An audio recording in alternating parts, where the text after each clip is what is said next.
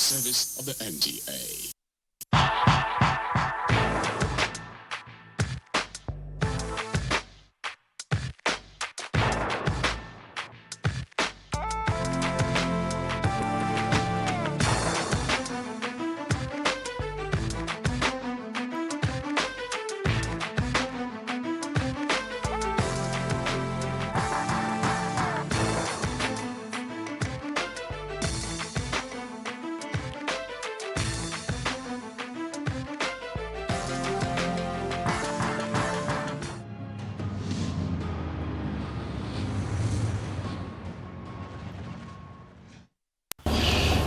Last week, Parliament moved and adopted the motion that tonight we shall conclude the exciting, illuminating, and very informative show that started last week.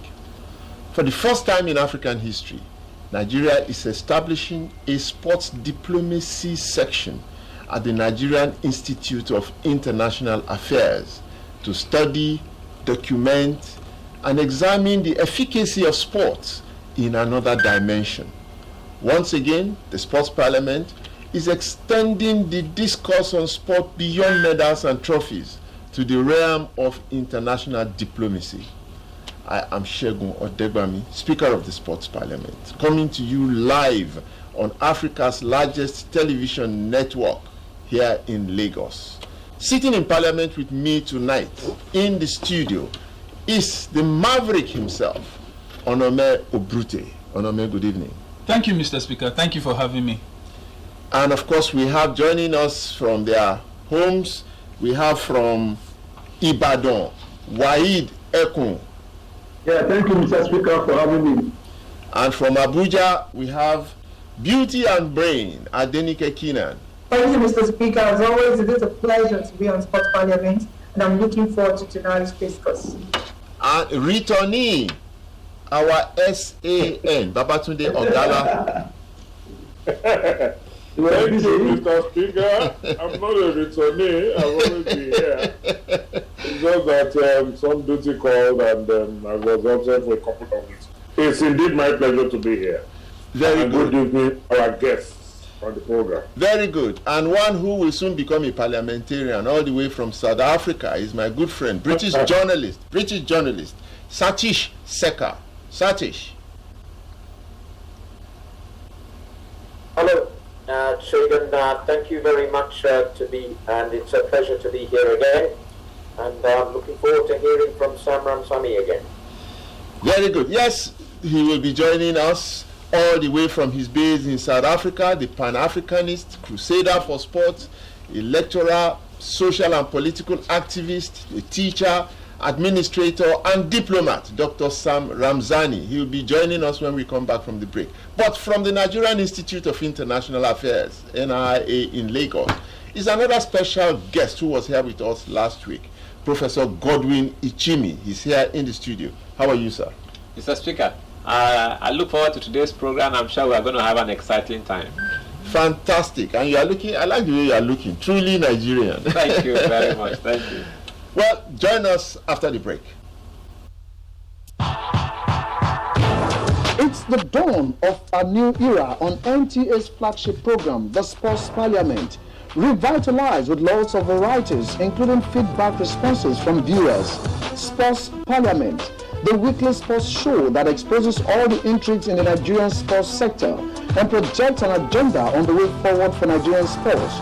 On NTA every Thursday at 10:30 p.m., running for 1 whole hour, discussing sports. The parliamentarians are more committed than ever to enlighten the viewers as the Sports Parliament takes it to a whole new level on the floor of the House. Keep a date with the Sports Parliament as motions are moved every Thursday.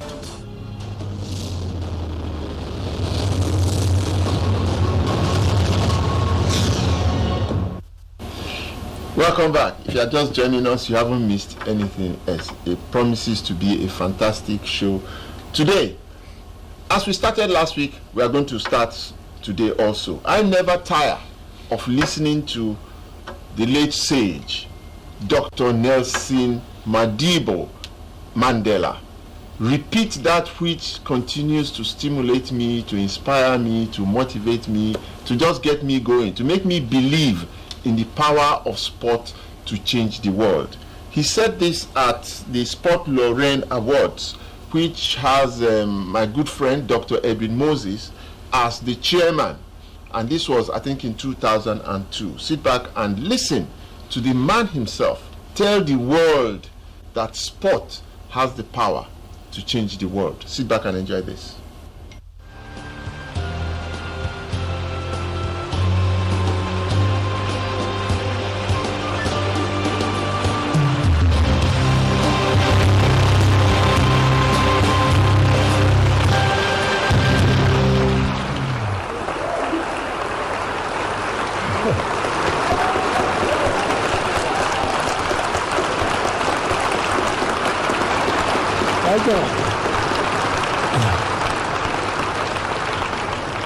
Thank you.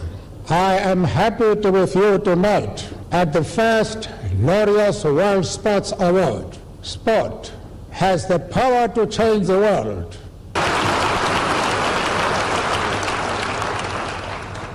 It has the power to inspire. It has the power to unite people in a way that little else does. It speaks to youth in a language they understand. Sport can create hope where once there was only despair. It is more powerful than governments in breaking down racial barriers. It laughs in the face of all types of discrimination.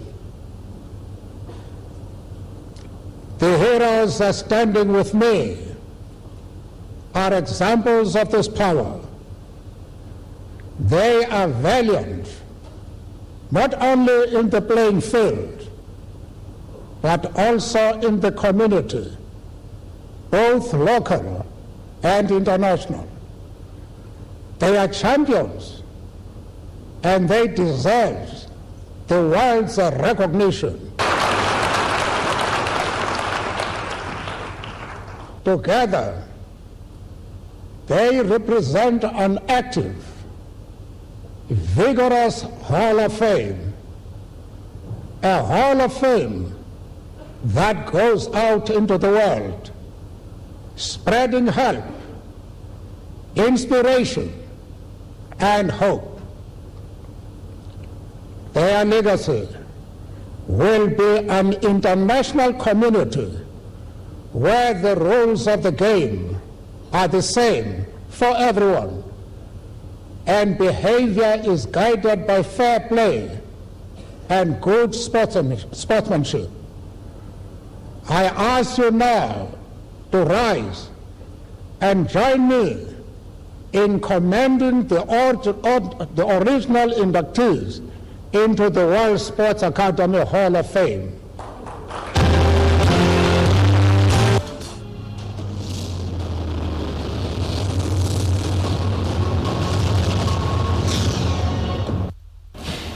Welcome back. One of the heroes that stood side by side with late Nelson Mandela is here with us tonight. Dr. Sam Ramzani. Doctor, good evening, sir. Good evening, parliamentarians. Good evening, my good friend and brother Shagun, and good evening to all the listeners and viewers. And we are hoping that this is going to be a very inspiring session, a session that's going to be perpetuated, and as Nelson Mandela has said, and many others, that sport plays a very, very important and very crucial role in sports diplomacy. That's very important for us because sports persons play a very excellent, very superb role as ambassadors of the country. Who else can play such a wonderful role other than sport and people involved in culture? Sports people and people involved in culture are the prominent peoples all over the world. Fantastic, fantastic. Well, it worked for apartheid in 1976. I was part of the Nigerian contingent that went to Montreal. Before that, in 1968, in Mexico, we had the civil rights movement, which had my late friend Lee Evans and co. in that group. In 1980, also in Moscow, I was also part of that Olympics, where the West boycotted the Moscow Olympics. In 1984, in Los Angeles, we also saw how the East boycotted the Olympics of the United States of America. And in 1995, you were with Nelson Mandela, that fateful day in South Africa when they held the World Rugby Championship. And he said what he just said that we listened to.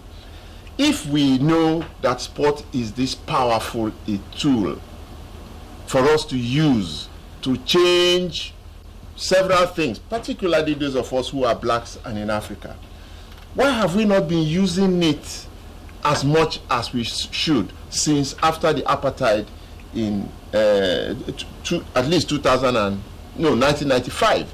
Doctor, why haven't we used it enough in Africa for great and bigger objectives and purposes? Thank you, Segun. You used the word Africa.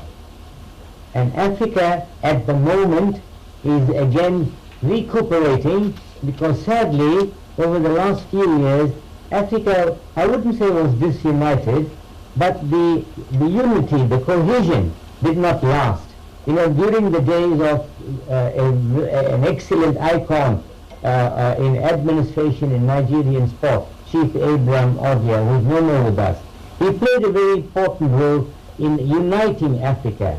When Africa was united under Chief Abraham Odia and John Claude Ganga, sadly both of them are not with us now. Ganga is from the Congo. He united Africa, and collectively we played a very important role in the world. And to some extent we lost that tap of power now, only because our unity has not been cohesive.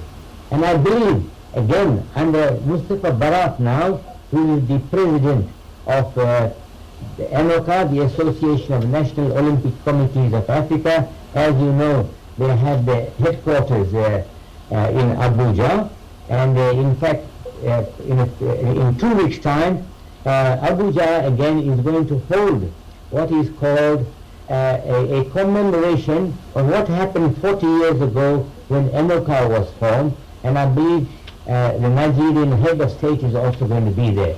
So this again is a very important role now that Africa can play, because in the past, I give a very good example.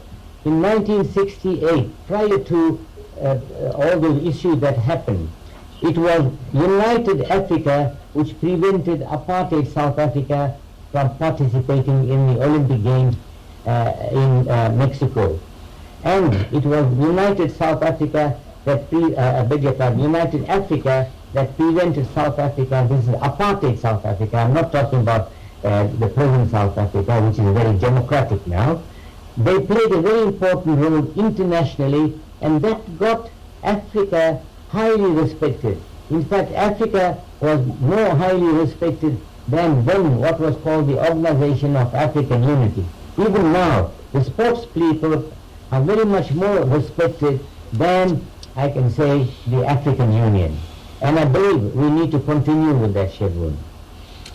Okay, I'm just thinking, just listening to you, that there must be a process, there must be a strategy, there must be a leadership that understands what you have just said and this power that we are talking about.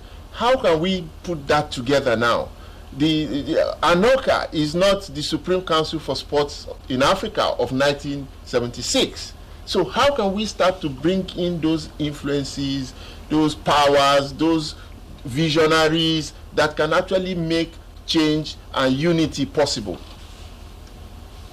It's a bit complicated in Africa, I must say, because in Africa we have, and you hit the nail on the head, we've got two very important components. That's ANOCA which has an affiliation of all the national Olympic committees in Africa, and also all the confederations of sport, like football, CAF, which is CAF, the various basketball federations,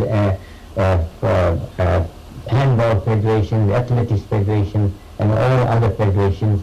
And then we have the African Union, which also has a sports unit under social development.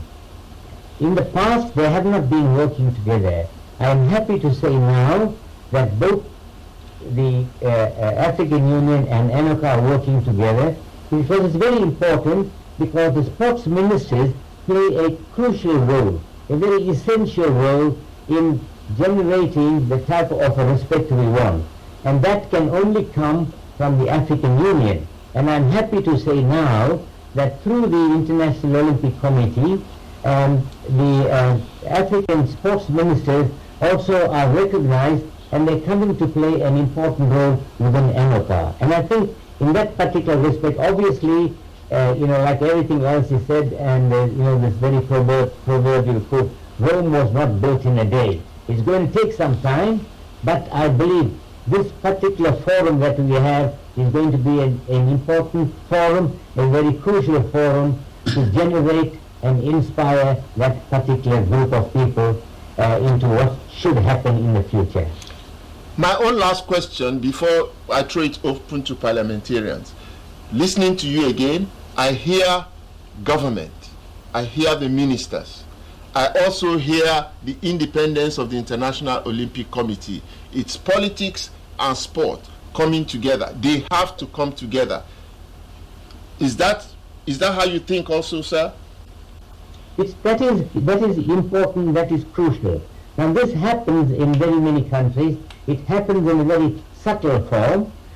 For instance, in China, there is this coalition, a coalition between governmental organizations and sports organizations. In most countries that happens.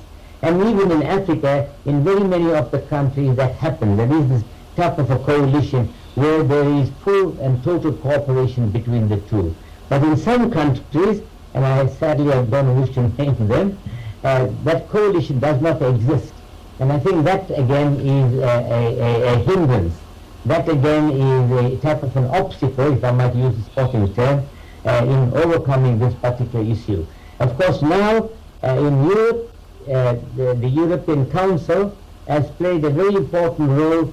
They don't control sport, but they guide sport. They tell sport within what parameters they must play. And I'm certain all of you, for instance, know this issue about Bosman, how it took certain football organizations to court, and the European court again ruled in his favor, which now has produced what is called an independent activity where individual footballers can make contracts, which did not exist previously, and this again was accelerated by the European Council. So again, we can do that, I'm certainly in Africa too, but as I said, the important thing is we need to work together, and the sooner we do that, the better. And I'm sure you are happy to hear that the Nigerian Institute of International Affairs has set up a unit within the organization to look at sports diplomacy. That is, I'm happy to say, and I can say that very loudly, it's going to play a very important role, and in fact it's going to play a leading role not only in Nigeria, it's going to be a leader in Africa to initiate such a type of activity, and I'm certain that there must be others who are major politicians, sports ministers are also listening to this program at the moment, or watching this program, and I'm certain that the message is getting to them too. Thank you, Doctor. Well, I have played my own part now. It's over. Maybe I should come to Dr. Ichimi for your own comments. You have heard Dr. Ramsey. You can ask him a question or you can make your own comment. The reputation of Dr. Ramsey precedes him, Ramzani. Sorry, sir. I could listen to him all night, you know. And I want to assure you that at the Nigerian Institute of International Affairs, all hands are on deck. We're taking that particular unit very seriously. As you are aware, Mr. Speaker here is one of our first associate fellows, and he will be driving the process. We are looking forward to eminent personalities like your good self, sir, from South Africa and others from across the entire African continent, because this is not just diplomacy for Nigeria. This is diplomacy for the whole of Africa. Like I said last week, sports speaks particular languages to particular sets of people. And I think for us here in Africa, in addition to the issues that Nelson Mandela of blessed memory, you know, itemized, we can point at some very crucial issues, pressing questions of our time.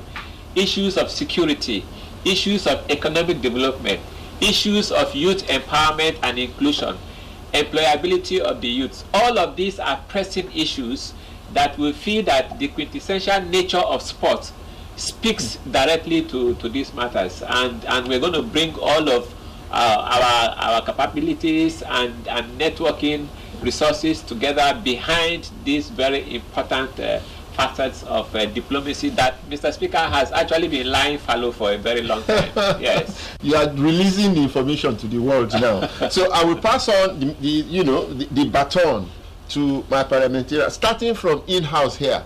I know you said you just wanted to listen. Or maybe we should go to Babatunde Ogala. Yes. Let's go to Babatunde Ogala. He wasn't here last week. He's just hearing this for the first time. Just very briefly, your first comments, very briefly. My first comment is to say I just met an encyclopedia. I've just been taking down some long memory lane of history.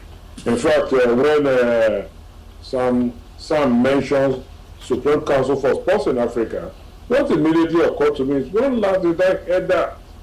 I didn't know it. I mean, and then he mentioned the likes of Abraham Odia.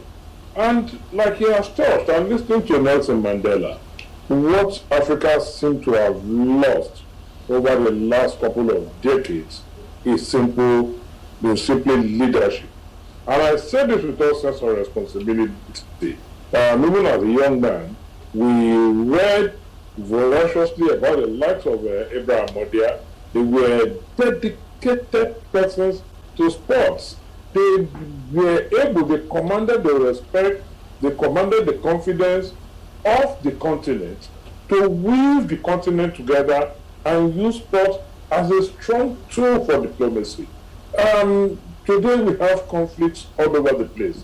I imagine for the minute, in Somalia, I'm sure if you say that the Somali national team is playing, all armed groups will likely lay their arms to go and watch that game. So it's simply, and thank God the likes of Sam are still alive. We need to go back and tap into them. Sadly, the leadership in sport we've had over the last couple of decades has been, to say the least, unfortunate. And I think this is also global, not perhaps here. It's all about corruption, day in, day out, one CAF president or the other, all manner of scandals. So we no longer have true statesmen also driving our sports. Abraham Odia, obviously, and his likes were true statesmen. The likes of Sam Ramsani, who I had not met before now, I read about, well, it's a privilege I'm meeting him, albeit virtually, today, are indeed sports patriots that we need to tap in. But the question is, in the Africa of today, in the sub-region of today, can it happen again? That's a big question. Said we should look to people. I don't know. That's a no, you will still get to speak. Believe yeah. Okay, I'll leave it at this for now. Yes, very good. Somebody who has been traveling Africa of late, been going from country to country of late, and has been, at least getting a hang of what is going on in those countries. Does he think that the kind of unity that Dr. Ramzani spoke about in the days of Abraham Odia is possible these days? And I'm talking of Seka Satish, my friend. What do you think? Haven't listened to Doctor. I think we need to have a look at the performance in the Olympic Games, not just in athletics, which is basically what a lot of people look at as the Olympic Games being, but the actual performance of Africa throughout it, and what are we going to do about it. As I'm talking recently to Samuel Matete and also to a Kenyan athlete by the name of Simon Bawat. And I would like to ask Sam, what does he see as the way forward to develop African athletics and sport, so that the next Olympics, or if not the next one, but the one after that, is going to actually take us back to seeing African sport triumphing at the Olympics? Well, yeah, I like the question, because when we triumph at the Olympics, we are actually making an even bigger statement than any other statement we could make. Doctor, do you want to answer that? Yeah, very quickly, because I think it's important we give everybody an opportunity to tell their views. Firstly, let me comment on what Babatunde has said. He hit the nail on the head. If we have able, genuine leadership, I believe most of our problems will be solved, if I might say, overnight. That is what we have been lacking, and Babatunde has hit the nail on the head. Fantastic. And number one.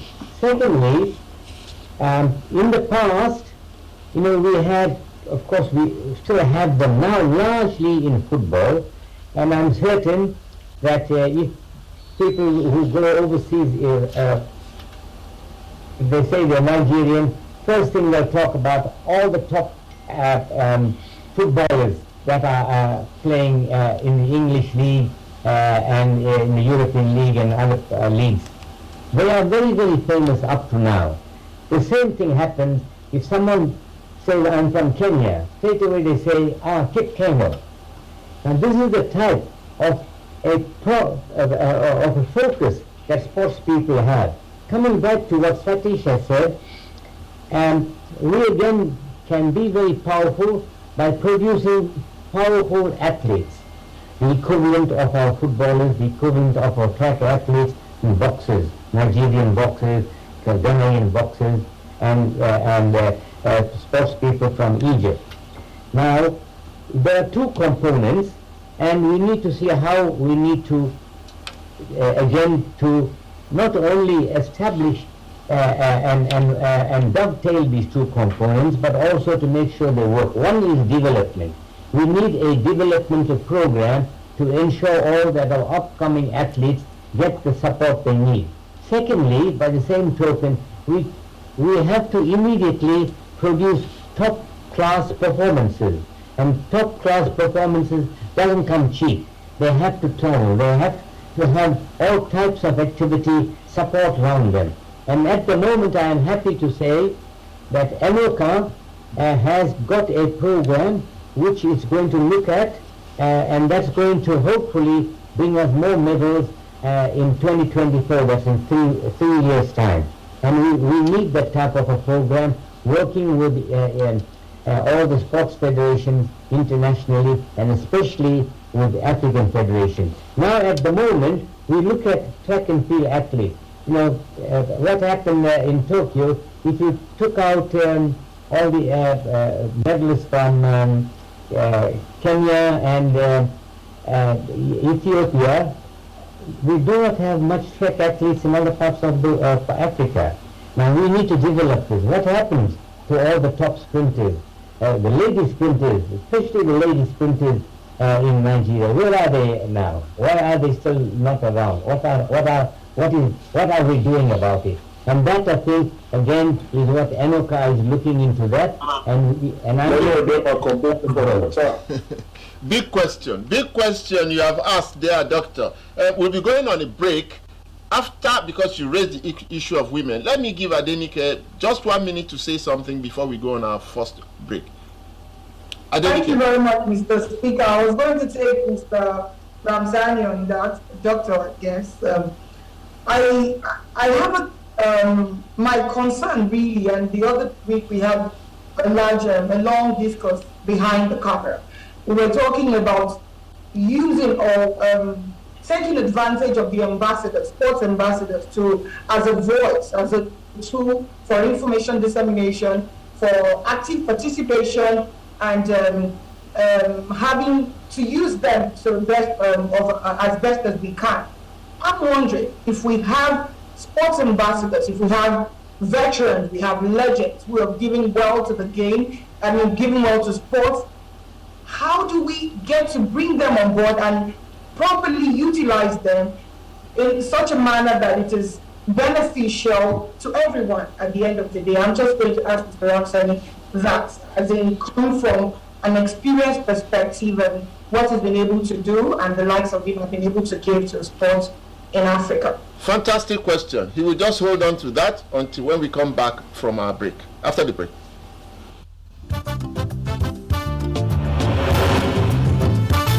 There's the start.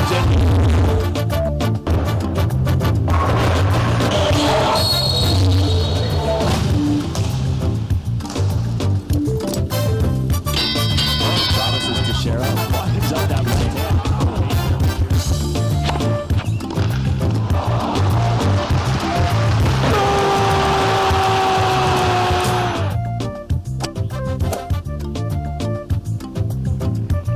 Archbishop of basketball, goal! He hung on that net like a stalk up a tree.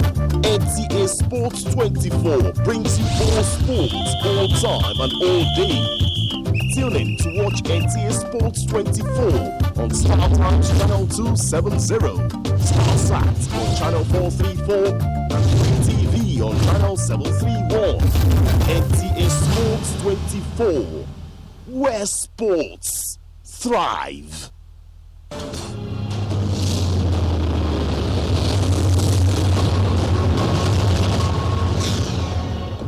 Welcome back. If you are just joining us, this is the Sports Parliament. The question is, how can we harness the power of all our legends, our heroes, to drive these huge African and global causes? But before Dr. Ramsani answers, Onome, your holiday is over. Your holiday is over. Your thoughts? Interesting perspective. I actually said I wanted to learn today. I've been learning, taking notes. Interesting perspective. For example, in Nigerian sports, we keep complaining about government and their influence over sports. But Dr. Ramsani has given us a better insight into that. He's cleared it that we can actually use that to our advantage. We can actually get it right by ensuring that we have a proper synergy to bring out the best in our sport. He's been asking about the female athletes, where have they gone to and all of that. It will be very unfair, not to let him know that we're discovering some new ones, and they've just been winning most of the competitions they've been taking part in. And Tobi Amosun is a clear example of that.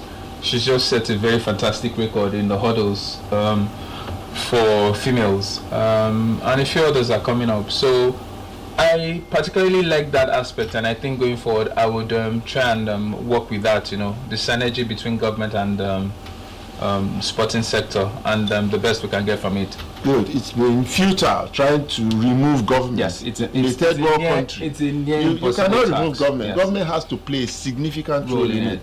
Waheed Ekun in Ibadan. Sorry, you've been waiting. Your own thoughts and perspective. It's very interesting to hear that IIT is taking up this issue. The problem is that leadership of sports in Africa is the problem. People who are into sports and people who are sports enthusiasts should be in charge of sports in Africa. That is the time that you can take advantage of sports as a diplomatic tool. I recall in the days of Abraham Odia and General Adefrope in the 70s, that table tennis, Dr. Fukoya introduced what we call ping-pong diplomacy in 1971. This covered 3 continents in the world. We have Africa, Asia, and Latin America, and this brought China into Nigeria. If you recall, in the 70s, the Chinese people were coming to Nigeria, and Nigeria got into it. That is what I mean by being professional. If you are professionals in charge, professionals in the aims of affairs of sports in this country and all over Africa, I think be able to use the sports as a diplomatic tool effectively. Thank you. Well, let's go back to Dr. Ramzani. You have heard our parliamentarians speak. Now, what are your thoughts now? Particularly that question of how do we harness the strength of our heroes and, legends to drive global and African causes? Yeah, again, I think our last speaker also animated. We have to work in two components here. One is collectively, continentally. Secondly, we have to look at each national federation and, of course, each country. What are the countries most strong at? We need to look at, because this is what I have to say that the East Europeans did. When they were having this Cold War with the so-called West, especially with the United States, the East Europeans, that's Russia, East Germany, Bulgaria, Romania, they all got together. They said, look, we can't look at all the sports because, the saying goes, the more pieces you cut a cake, it becomes smaller and smaller. And becoming smaller and smaller means you are providing less and less support. But if you cut the cake just into 2 or 3 pieces, it's a very big cake and it's substantial. That is what the East Europeans did. The East Germans were very, very good in athletics and swimming. The Russians were good in very many other sports. They combined this. And the same thing should happen here now. Now I'm looking at what happened at Tokyo, for instance. Africa only won 37 medals. Now after 37 medals, this is what we account now while I was in commercial base, 22 of those medals came from athletics. 22 came from athletics. That basically meant that only 15 came out of all other sports like boxing, taekwondo, all bits in taekwondo, all bits in boxing, bits and pieces. But the majority came from athletics, and the majority came from Uganda, Ethiopia, and Kenya. Now, between them, as far as athletics is concerned, they produced 18 medals.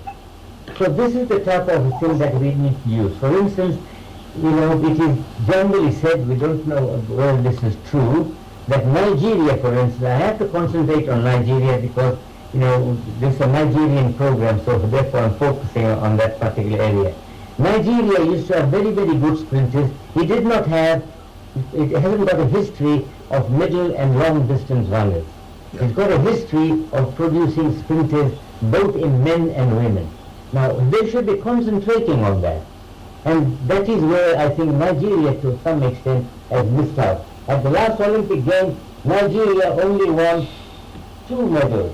One in wrestling and one in athletics. Just 1 medal in athletics and 1 medal in wrestling. That was the only 2 medals. So we need to look at that. And in the past, Kenya concentrated largely on athletics and boxing.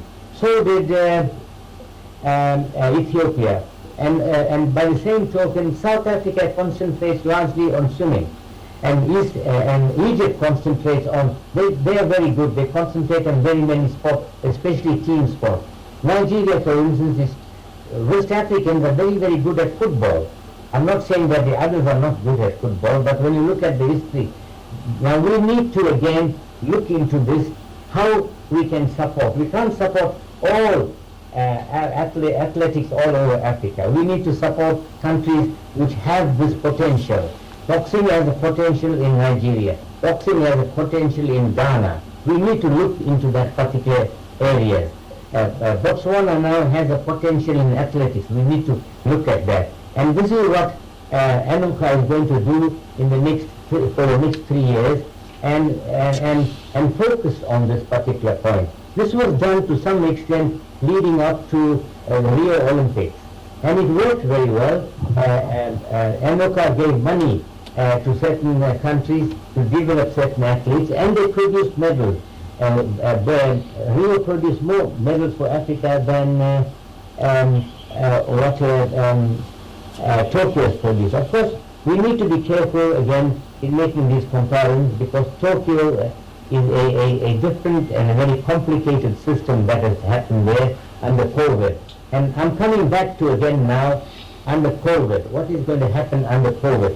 Because now we have to accept, and most countries are accepting this, we have to live with COVID for very, very many more years. That is the general precept of COVID. Now, how are we going to do this? This has now brought in a new concept into very many activities as far as social activities are concerned, and sport is involved in this. Now we call it the new norm that has emerged after the introduction or the invasion of COVID. We need to look at that and how are we going to again try and overcome this. For instance, Australia now has taken the decision we have to live with this pandemic. Like for instance, we have lived with influenza. Now we need to look at this, and I think each one of us, and maybe that is an important debate for the Nigerian Institution of International Affairs to again maybe focus on this for a future debate to see how this can particularly help.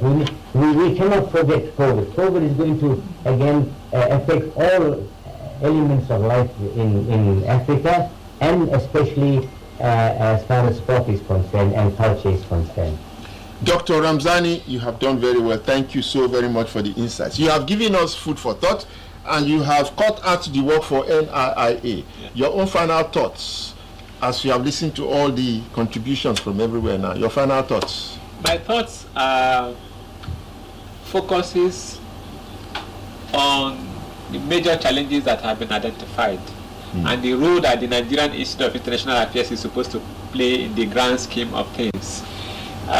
We don't take lightly these challenges, but like I mentioned last week, our major preoccupation is with the dynamics beyond the field of play.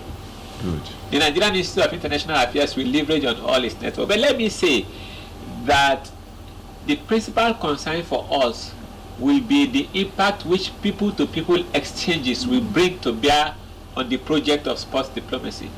That's one. Secondly, that our sports icon, the lady parliamentarian talked about how we can leverage on our sports icon. And for the Nigerian Institute of International Affairs, we are actively putting together a very robust database of our sports envoy.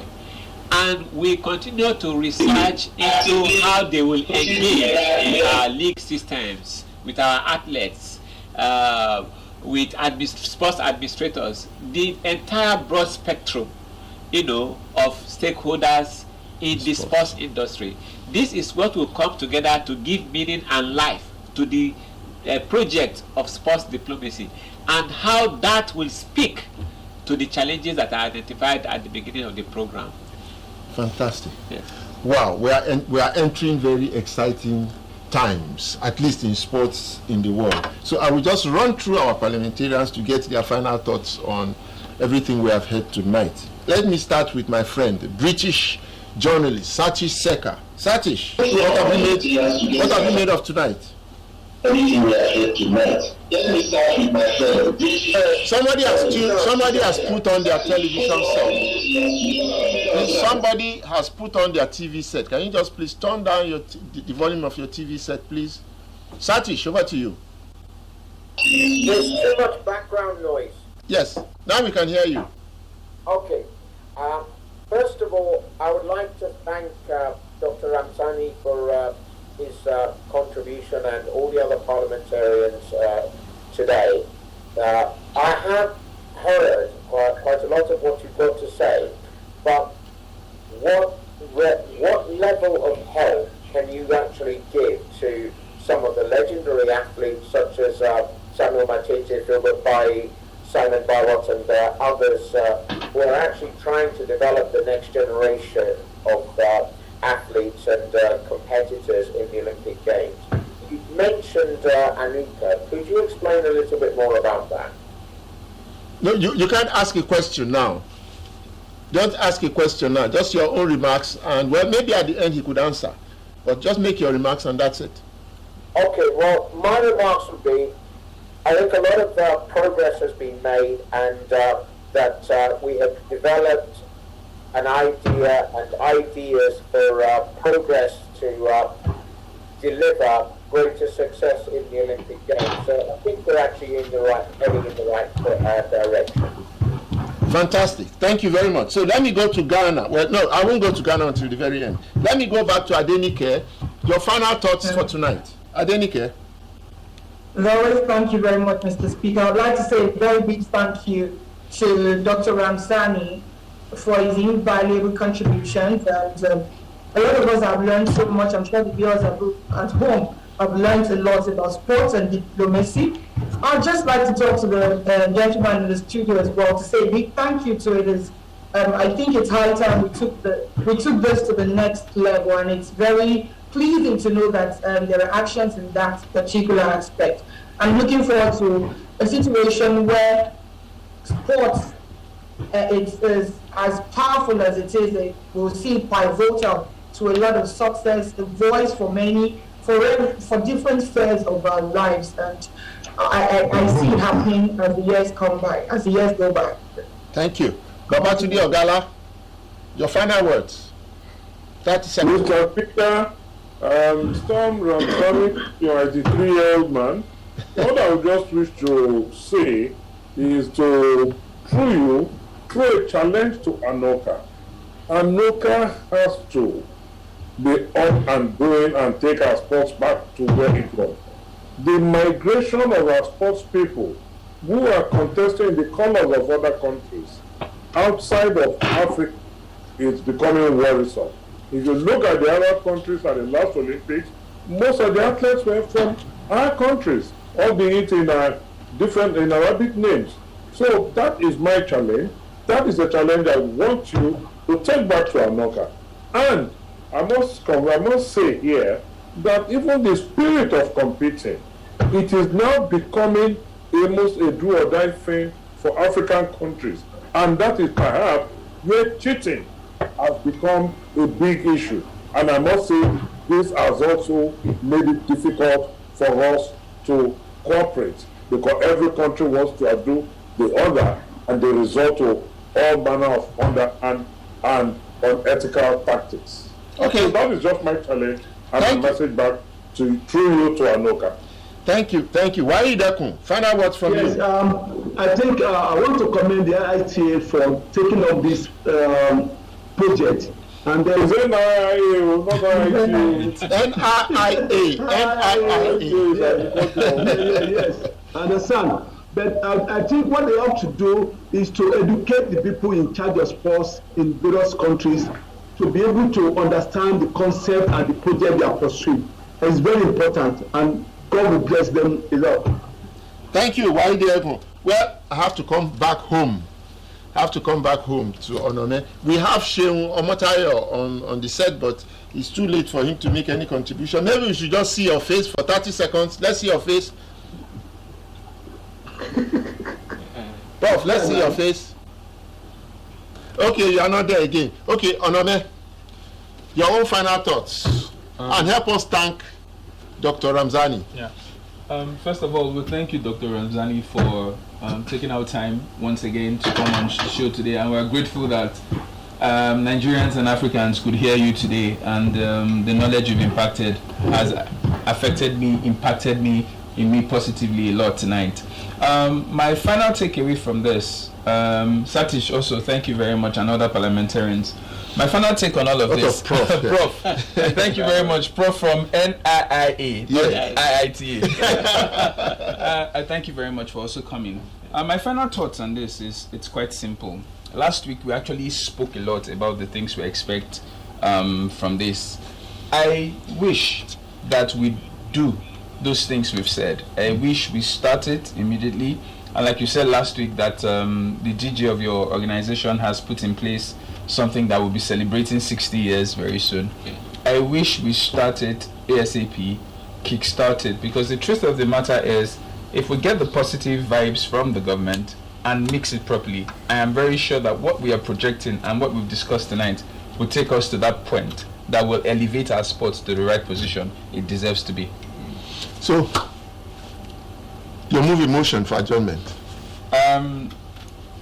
It's been a fantastic educative show. With that, I'd like to move a motion that we'll meet again next week Thursday with a very interesting topic to educate Nigerians and Africans. I so move, Mr. Speaker.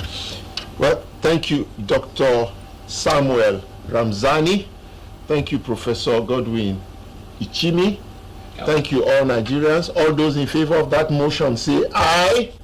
Aye. All those against say nay. The ayes have it.